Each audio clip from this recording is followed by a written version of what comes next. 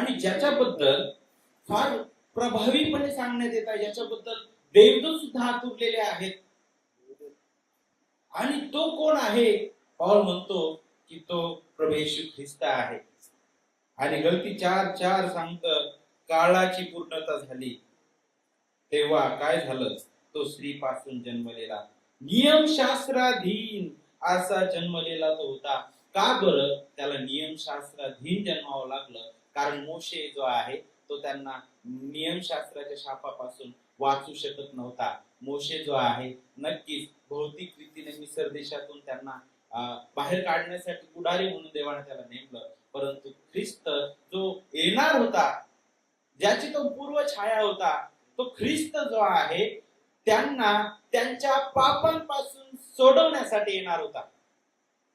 त्यांना तो त्या अंधकाराच्या राज्यातून प्रकाशाच्या